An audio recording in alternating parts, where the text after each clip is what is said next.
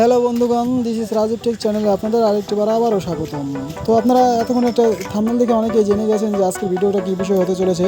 তো আর দেরি না করে চলুন শুরু করা যাক। अबे जल्दी बोल, कल सुबह पनवेल निकलना है। Sound take 7 action.